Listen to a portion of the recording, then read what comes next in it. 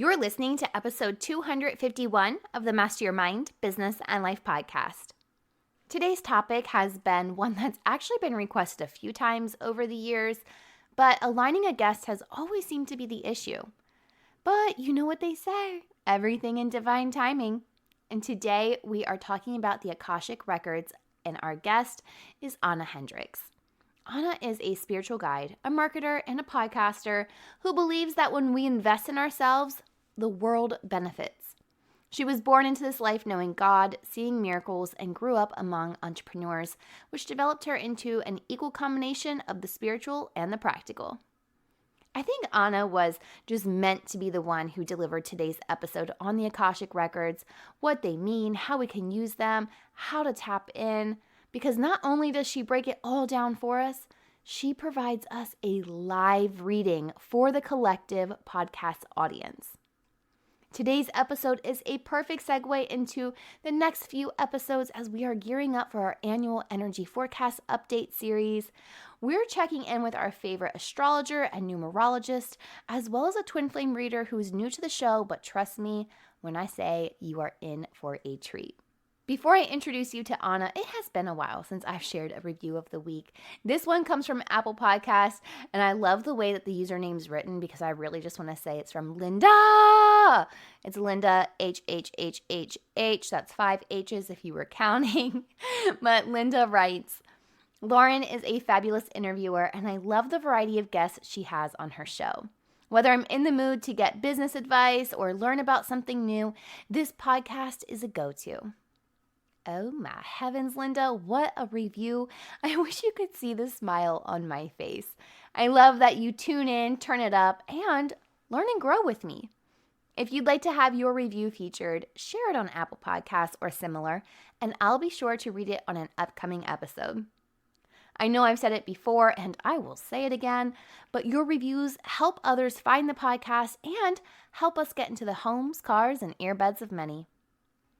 Now that we've covered that awesome review, are you ready to meet Ahna? You know what to do. Tune in, turn it up, let's go. You're listening to Master Your Mind, Business and Life. Conversations with everyday world shifters, truth seekers, and rule breakers. Here's your host, Lauren Smith.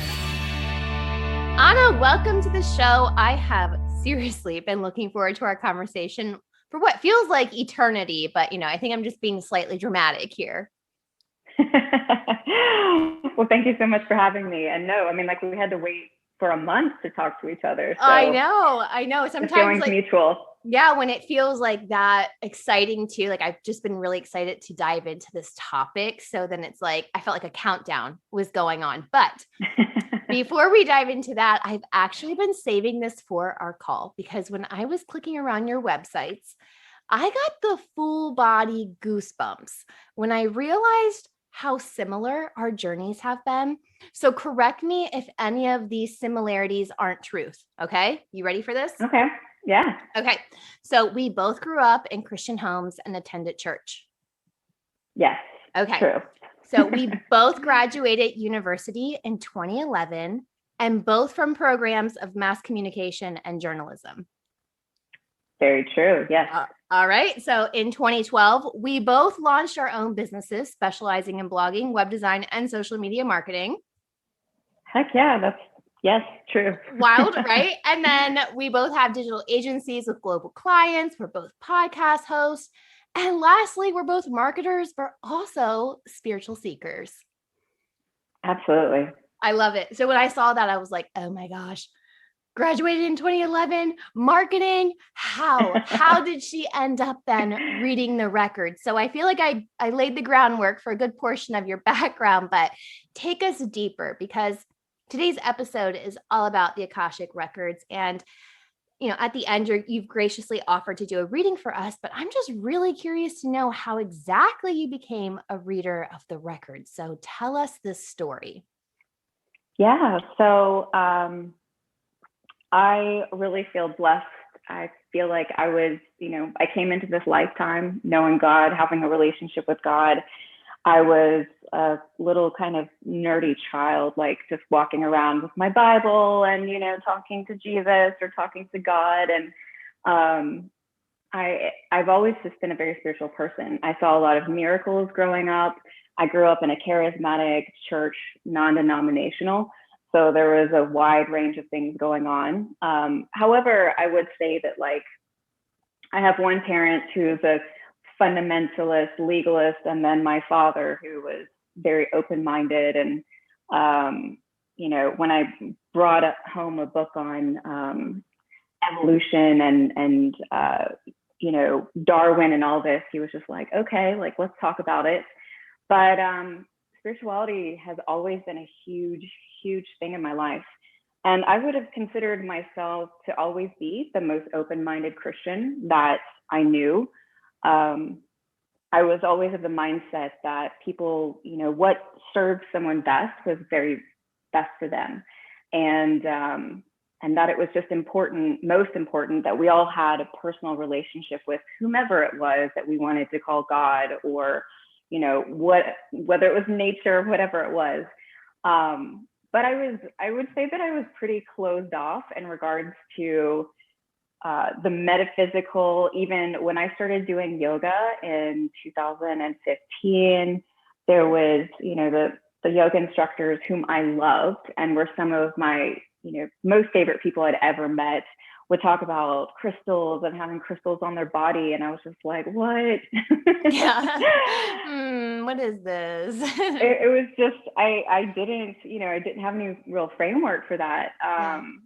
And it was kind of unnerving to me. I had a really good friend. She was like an epic tarot card reader, but I would never let her read for me because even though I was very open-minded about things, I had a lot of fear. And of course I wouldn't have called it that at the time, but what it's like when you grow up in the Christian church, man, you're like pumped full of stuff, about what is acceptable and what is not, and what can open you up. And I look back at that life and it's mind-blowing for me to believe that I was legitimately in that place at one point in time, but I was. And a couple of things started happening in my life. Yoga was certainly one of them, just really opening me up to this, like I was talking about these yoga folks, these ladies. I mean, I had never met such incredible humans. I loved being around them. I loved their energy. I loved the way that they looked at life, the way they talked. And it was just like, how can this be bad? And I got a hold of the book, Conversations with God. Have you read that? No, I haven't. Oh my gosh, it's an amazing book. It's about a man who literally was really pissed off one night. He had lost his job. He was going through a really hard time, and he started writing to God, and God literally started writing back. And it's a conversation that happened over several years. And a friend of mine who's actually an atheist sent it to me. We used to get in these huge discussions about religion and philosophy, and I love talking with him because, we both could talk about things respectfully, but he was, very much on the other side. And I started reading this book, and I was so skeptical, and it was almost immediately the things that were being shared, from God was like, no human could write this out. No human could think of these things. I think what it is when you get a hold of that higher power, those answers. Yeah. It sits on you in a way that you can't even explain. And then it was also connecting with so much truth that I had inside of me. So that really started opening me up to a wide variety of things. I literally walked around having conversations with God for a couple of weeks, okay, so why are you talking to him? Why weren't you talking to me? You could have I was like, well, what about this God? And what about this God? And I was just, I couldn't believe it, because there are things talked about Satan doesn't exist in that book, and Hitler goes to heaven. And I mean, just, some really huge things that are so not aligned with, Christianity. And again, I was such a liberal Christian, but I mean, who am I to say where Hitler's going, but Satan, that's, what it is. It's just a part of life. Right. But anyway, by 2018, fast forward several years, I was actually shutting down a second business that I had created and put my whole life heart and soul into. I finally found the piece of my purpose in that business, and shutting it down was like one of the hardest things that I've done to date. It broke my heart in ways I can't even explain. And also at that time, I decided to join a group of friends and stop drinking for 90 days. And that started like January 1st, 2019. And I was not an alcoholic, but I definitely had an unhealthy relationship with alcohol. Looking back now, I realized that alcohol was my way of like shutting off with the channel that was going through me at all times. It was it was a break from all of that spirituality. It was like just flooding down through me, nonstop. In addition, because I was so frustrated with the everyday life and bored with it, I was looking for magic. I knew that there was so much more, but I couldn't find it. But it was between that heartbreak and then also becoming sober. And I have to tell you, like, within the first month, I was questioning everything that I had been told. I mean, everything was up for debate. And by the third month, I was a completely different person. Wow.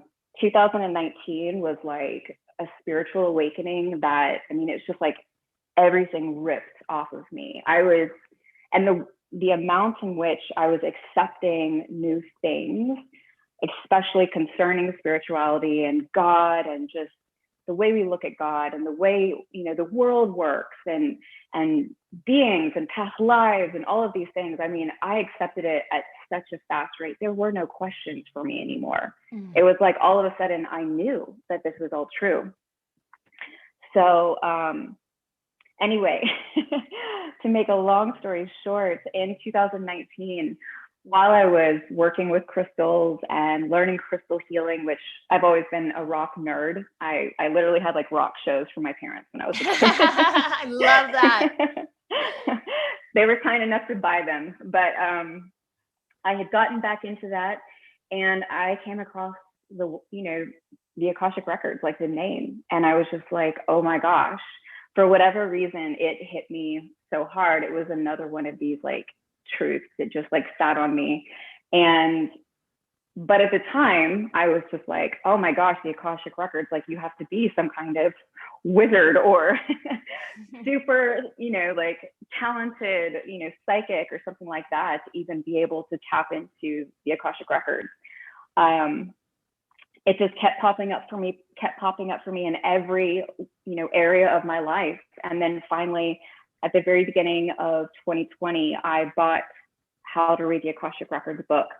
And I read like 3/4 of it in one afternoon, dove into the records like the next day. And I mean, it's history. I realized I came to see very clearly, I've been doing this for lifetimes. I've always been an Akashic Record reader. I have a very strong connection with the Akashic Records. I have a very strong connection with my guides in the records. And, not only through like word and verbal word, but also through healing. And it's been a wild ride ever since. So I love that journey. And I also love your vulnerability of being open to, what you've been told in the past. You kind of then have to learn what really feels right to you. I know that was the same with me. Something just didn't add up in my childhood, right? Like, or then not really so much in my childhood. I think I started to hone in on it in my childhood, but it didn't really start to explode until my 20s. And it was like, what are my beliefs? Why do I shut down certain things? And it is like when you open up your mind to it and you're able to receive all of the downloads and really go with that feeling of this really resonates with me. I don't know why it does, but that makes more sense than anything I've been told before.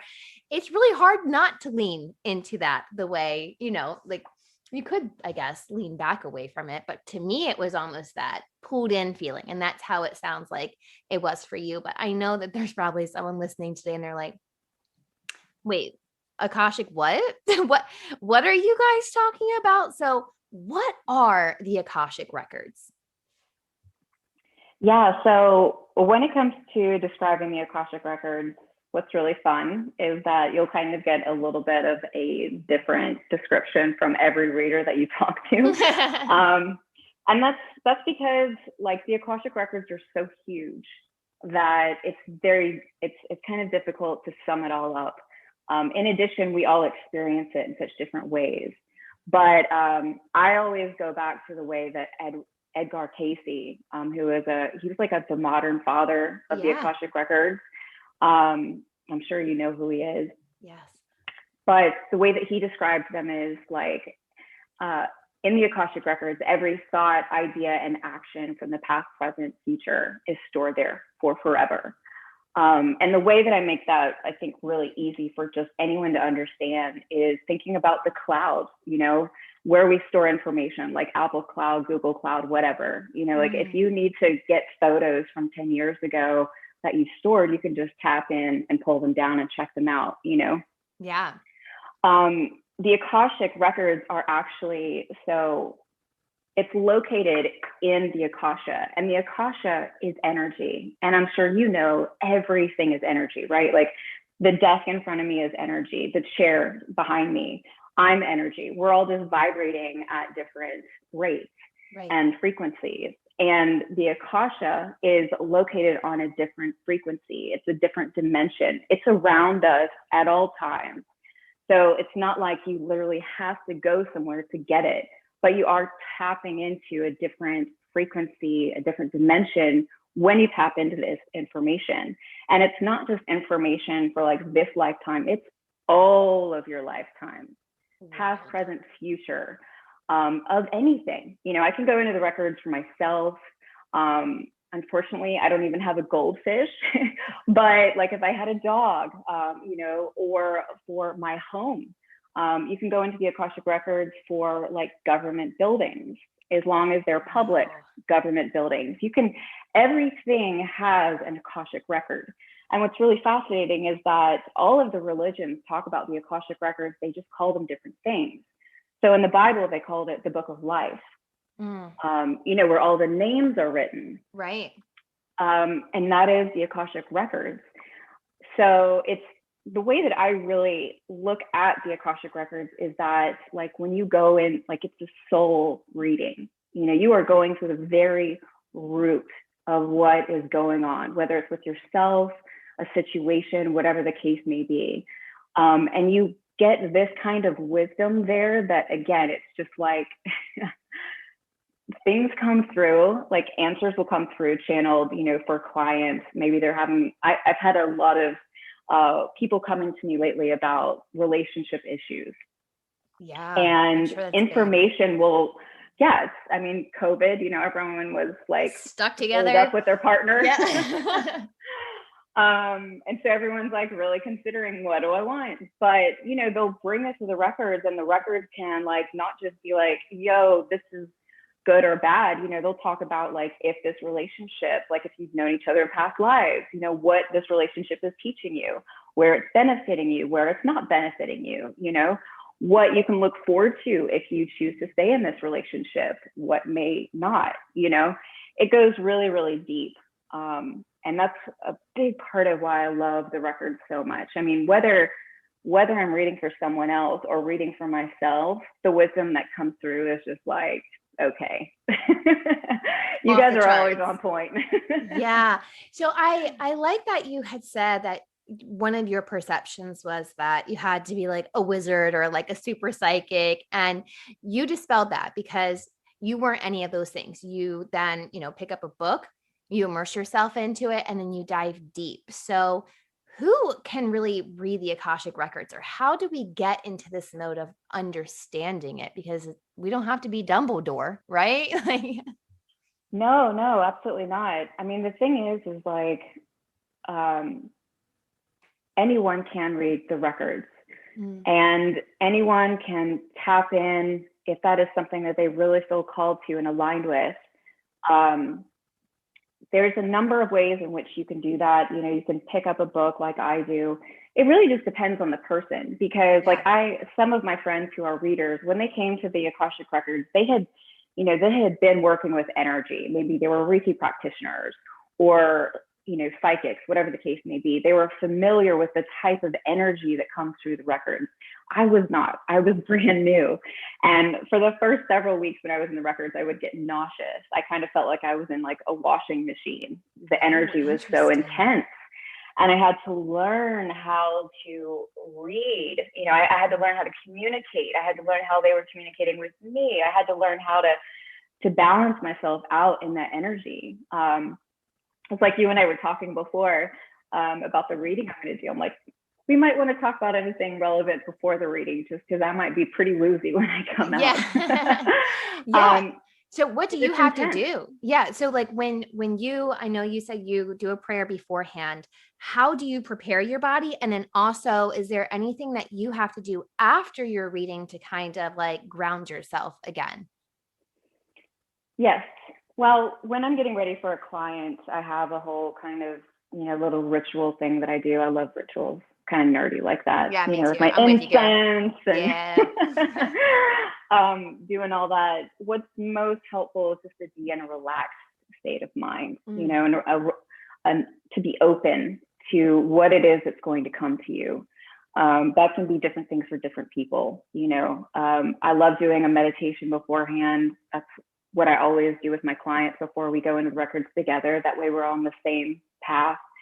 And when you're coming out of the records, the best thing that you can do is something super mundane, like taking the trash out or getting something to eat or, walking outside. And that really kind of brings you back down and grounds you.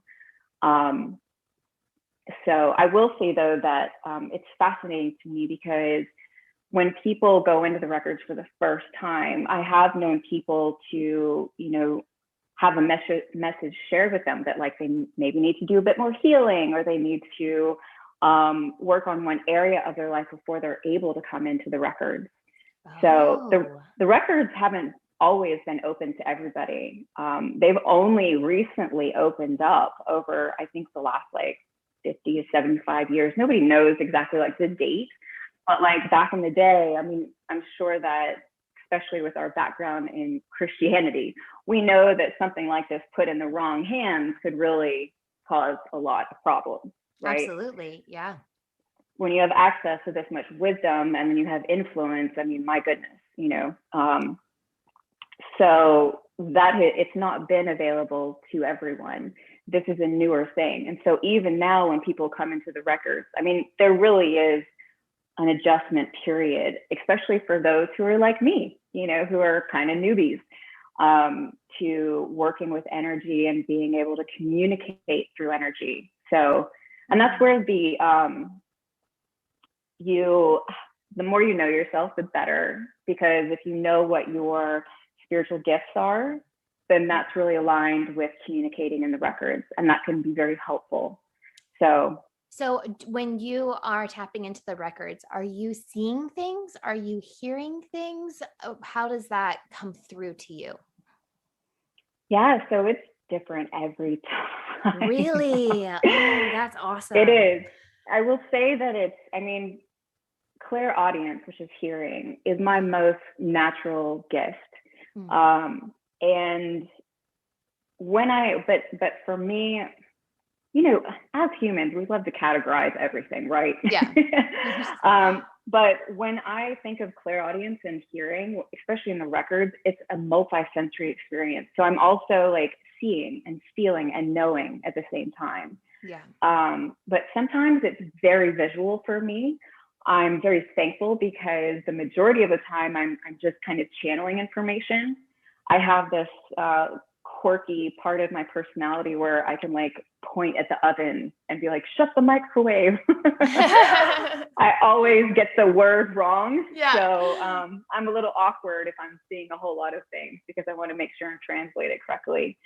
So thankfully they channel a lot of it to me, but I still get a lot of visuals and I communicate those to people. And it's crazy because I'll see something and it'll feel so random, but it will make such complete sense to that person. Yeah. And my number one job is, to be a clear channel and then just to communicate exactly what it is I am given. And that's it. That is totally it. I have to literally push my ego to the side when I go into the records It is not about me at all.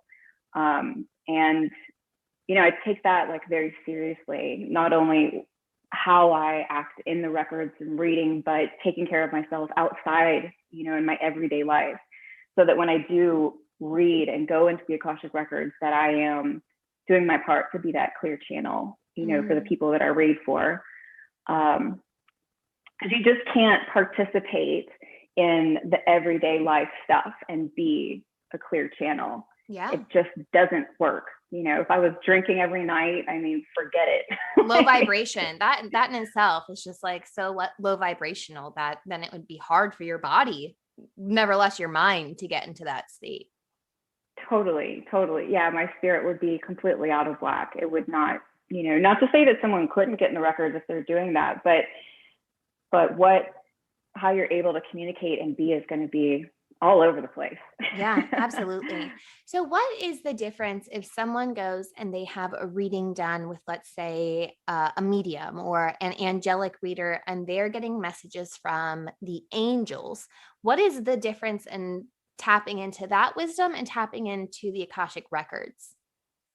Yeah, it's a great question.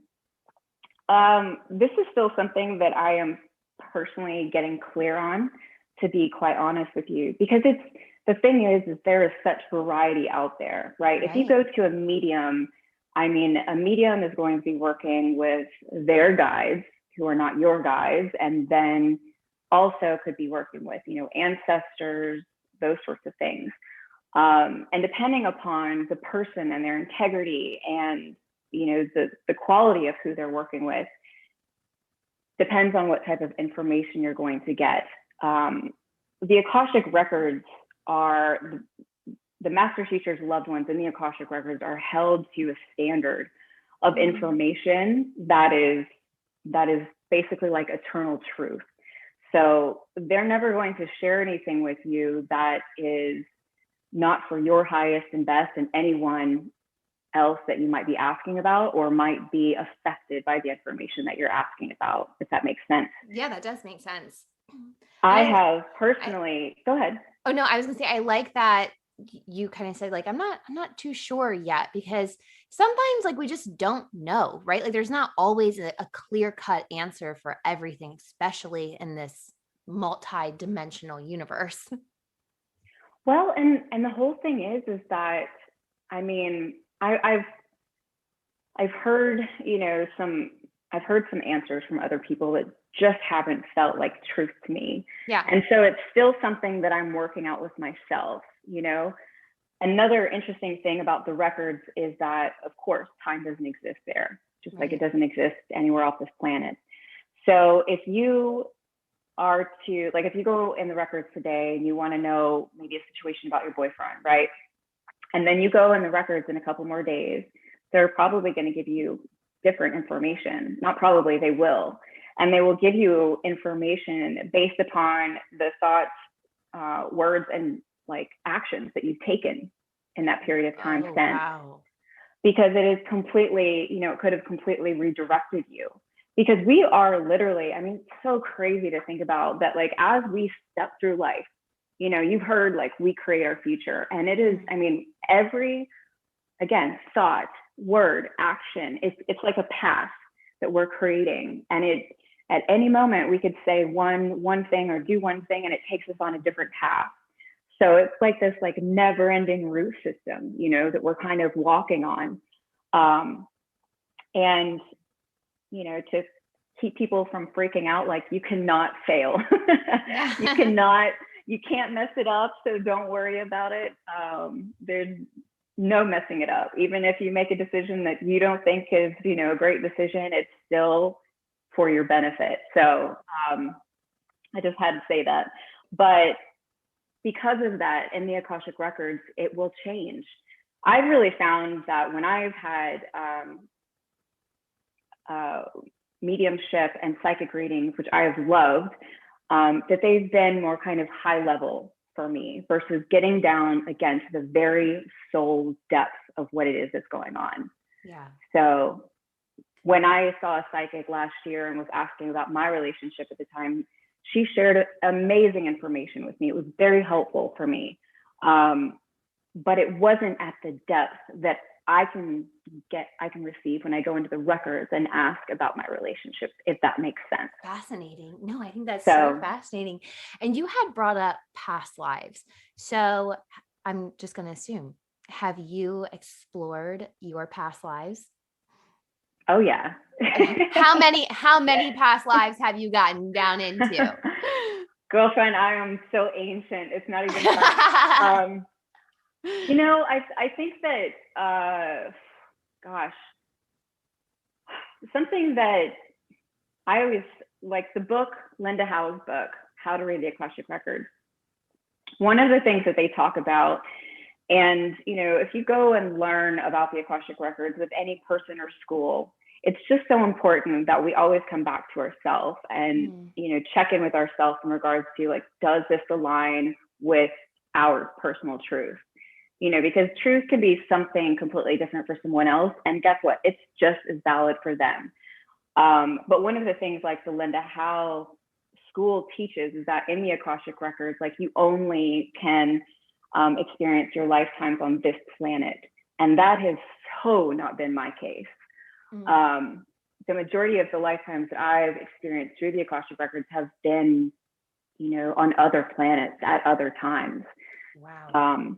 And it really, yeah, it was funny because actually I was in an advanced Akashic Record course through Linda Howe, and I'm very thankful to them. I'm not trying to, like, talk badly about them at all, but we did this exercise where we went into a past lifetime, and it was cool because we got to go and talk with ourselves, you know, when we were successful about a question that we were dealing with at the time. Right. And when she stepped forward, it was like, we are not on planet Earth. Whoa. It was a completely mind-blowing experience. She was definitely a being of another planet, it was very wild. And when I shared it, you know, with the class, she was like, no.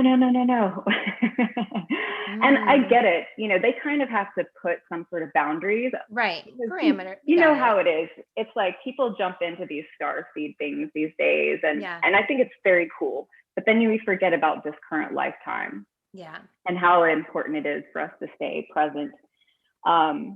But yeah, I've seen a number of my past lives. I've witnessed some really interesting things. I've been able to get a lot of closure.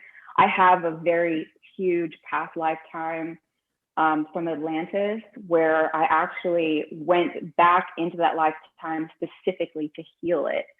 And it was just the most gorgeous healing session. Talking with myself in a past life. I mean, how that's why that's like how the wild coolest thing. Does it get? That's like the coolest thing I've heard this week, Anna, like seriously. Like, but I think it's so interesting too, because did you find any we'll say like trauma that may have been repeated in your past lives, like lessons or something that may have kind of been like a common factor in them? I would say yes and no. I think that honestly, our repeating issues in life are kind of a human experience. Yeah. If that can make sense and not be too general. You know, like, what are we typically dealing with, right? Like love of ourselves, you know, like our self-worth, being able to stand up for ourselves, being able to choose the life that we believe, you know, we want to have, that we're worthy of, that's, you know, our soul path, not just like our fated path. Right. In addition to things like morality and ethics and being a good person, you know, treating others correctly. I think that that's something that continually comes up in the lifetimes of people that I go into the records for, especially in regards to relationships, you know, and relationship issues, not just romantic, but like, oh my gosh, there's this aunt that I have in my family, and man, we just like butt heads. We just don't get along. And we go in the records and find out, well, you know, like, you were pretty awful to her in this in this one lifetime, and you both chose to play this out in this lifetime for both of your benefits and both of your growth. And, so she might seem like she's mean to you or whatever the case may be, but she's helping you step out of yourself. She's helping you become a better person.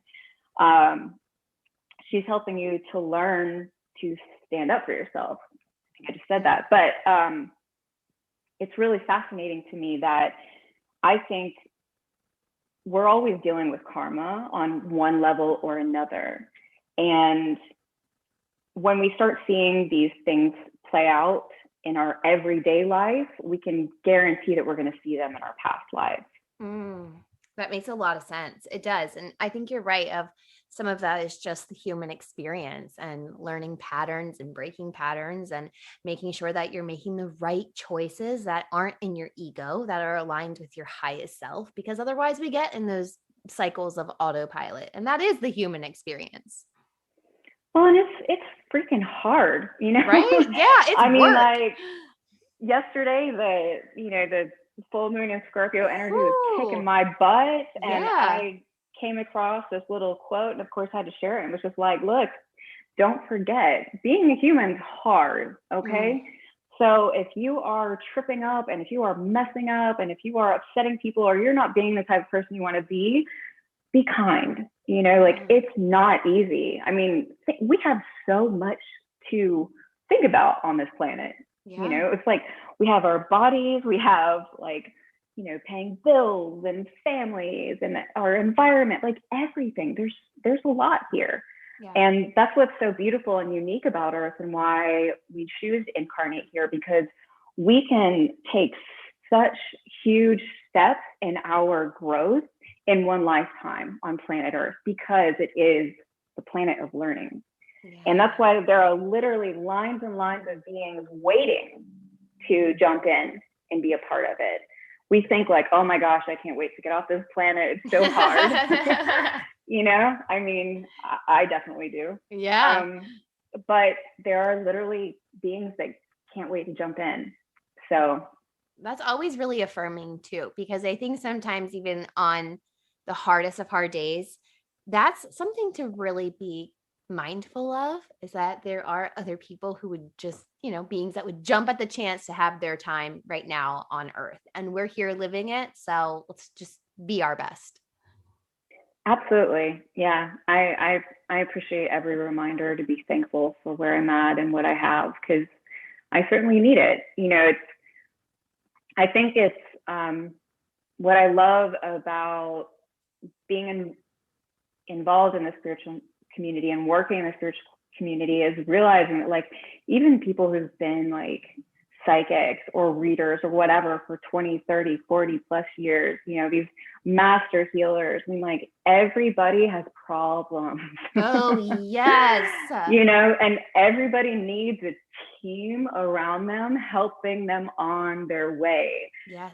There is no, I'm always sharing with my clients, because sometimes I get embarrassed with the kind of information that's coming through, and I'm like, there is zero judgment. Okay. Yeah. Like zero, because I have my own problems. And I love when I get to do readings for, these epic people. And I'm just like, whoa, you're just like me too. Even though you're this amazing healer and people are lined about the door for you, you're just like me. Yeah. We're all trying to be better humans. Yes. I think that's a really important reminder too, because sometimes other humans do feel larger than life to us. And that's just a subtle reminder. I know when I first met my mentor, she just seemed, and I had no idea what her background was. I knew that she was a psychotherapist, she's a Reiki master, angelic healer, like all of these things. And then I'm like, man, this woman is just so amazing, right? Like, I just put her on a pedestal. And then I really get to know her on a friend level. And I'm like, oh, dang, you have struggled. Like, you have had a life, and it's sometimes really hard when we put these people on a pedestal like that, of just being so highly thought of, right? Like, we love their gift. We honor their gift. We see that they are doing such important work. It can be really hard to remember that, hey, they're just like us. They have those struggles. They have those hard moments. They have those days where the world just feels heavy as well. Oh yeah, absolutely. And I can say, and I'm sure any reader, any healer, out there, it's like when you take on a spiritual life, if it is something that's new to you, or even like when you wake up, in many ways, life kind of becomes a little bit more difficult. It doesn't, like you obviously have the tools in which to start working through life, but when your eyes are open to what it is that's going on around you, when you can stand next to someone and feel their energy and know what's going on, or you can stand in front of someone and when they're lying to you. Yeah. Or, all of like I was mentioning, I can't participate in a lot of things that the everyday person can do, because my frequency, like I'll get sick, or I will, get very depressed, or I can't just hang out. And it's not because I'm better, not by any means. It's not what it's about. It's just like things are different when you're wide open and you're turned on. Yeah, it's so true. Things. It's so true. And I think that's important for people to understand as well. It's just, sometimes it's not personal, it's just who you are. And that's a boundary that you've had to learn while leaning more into this spiritual community. Yeah. I love it. I was thrilled when the boundaries started popping up. Oh, yeah. Was it 2019? Everyone started talking about boundaries. I was like, yes, this is good. Need some of these. Let's implement those. And 2020 kind of gives you like the year to really implement it. It's like, oh man. Yeah, my brother was just, we were laughing because he was like, the close talkers, they can't close talk anymore. And exactly. I was like,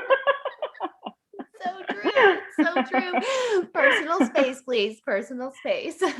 Yes, absolutely. Oh my goodness. Well, I know you had offered to do a reading for the audience that's listening, and I'm so excited about this. Just to kind of let the audience know, Ahna is going to do a prayer, but I'm going to edit that out. So the next we'll jump in to the reading, but I just wanted to make that note that it's happening on the back end. And Ahna, will you share why you do the prayer to start with? Absolutely. So the prayer is something that just kind of walks you into the energy of the Akashic records.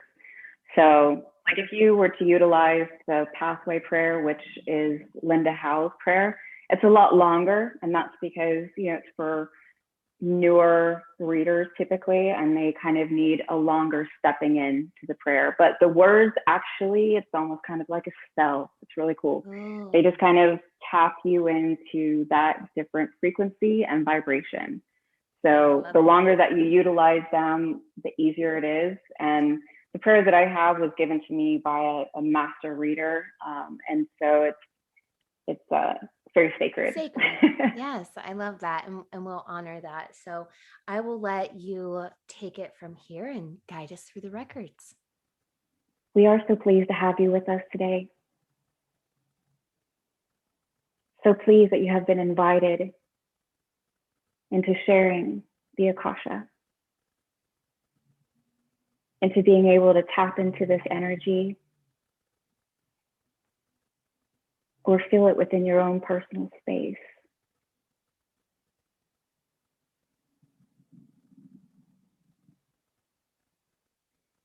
There are so many ways in which to know the world around us, to see what it is that's going on. And we know that on your planet at this time, there is much upheaval, much anger, aggravation.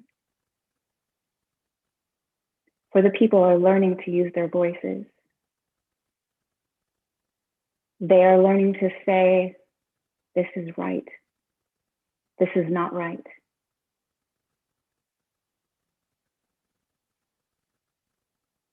And they are learning how to come together in ways that they haven't for a very long time.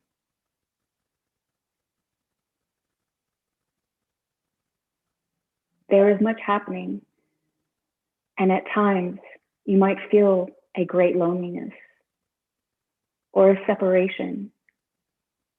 from the world outside of yourself.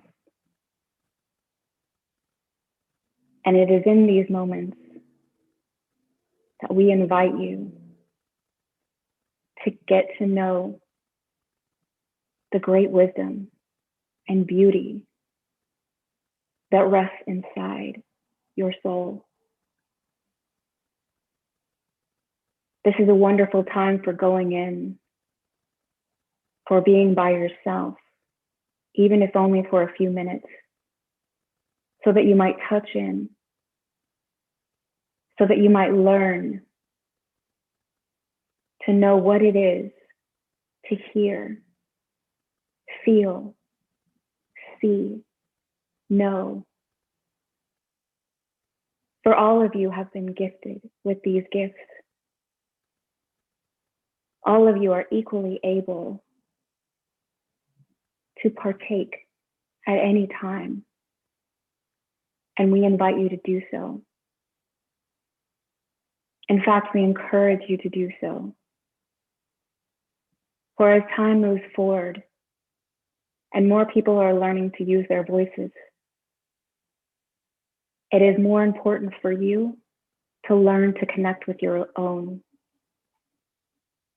to learn what it is that is true for you, and to stand beside it, regardless of what the outside world says, regardless of who disagrees or cannot understand your point of view. For your truth is your own, and it will help you to mend. It will help you to heal. It will help you to learn to stand strong. And it is the greatest tool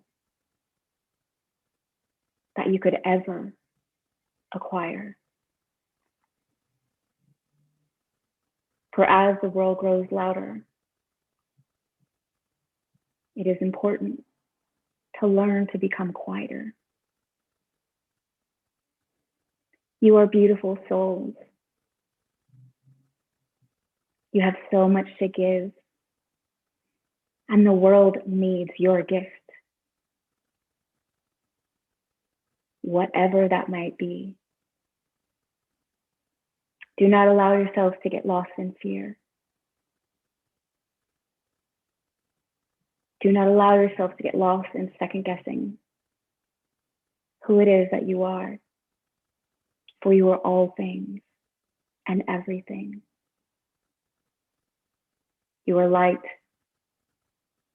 and the world needs light.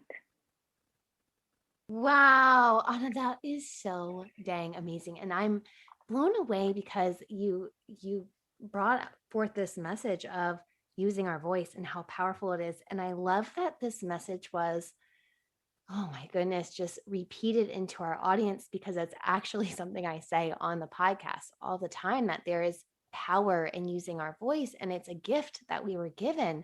And I just love that that was the channeled message for our audience. Thank you so much for sharing that. Oh, my pleasure. My pleasure. I know our audience is going to want to know where they can get their own reading with you, and connect with you further. So tell them the best way to do so. Yes, absolutely. So you can find me at ahnahendrix.com. That's AHNAHENDRIX.com. You can connect with me on Facebook or Instagram at Ahna Hendrix as well. I also have a podcast called the Soul Driven Podcast. And you can find us online. You'll actually find that on my website. And I just launched the Soul Driven Community, the Soul Driven Collective. I told you my head was going to be a little fuzzy. I just launched the Soul Driven Collective, which is a community extension of my podcast. And I have a really huge heart for wanting to bring people together who are seeking and searching, who are, spiritual on any place, on the path, and really start feeding into that. So I'm very excited And yeah, that's everything will be on my website. So Perfect. you can find it all there. Perfect. I'll be sure to link it all on this week's episode notes as well. Anna, you have shared such a beautiful gift with us today, and you've taught me so much. I have loved this conversation. Thank you so much for joining me and for sharing your light. No, thank you, Lauren. It was such a pleasure chatting with you. I feel like we could talk all day. I know. I'm feeling it. I love when we get to do new things on the podcast, like having a live reading. Be sure to connect with Anna further. I have linked her social channels on this week's episode notes found on mindbizlife.com. And while you're getting social, be sure we're connected too. You can find me hanging on Instagram, Twitter, or Facebook, all at mindbizlife. I'm back on Friday for another episode of Fuel Your Life Friday, but until then, remember, every level of life is an opportunity to grow. Be well, my friend.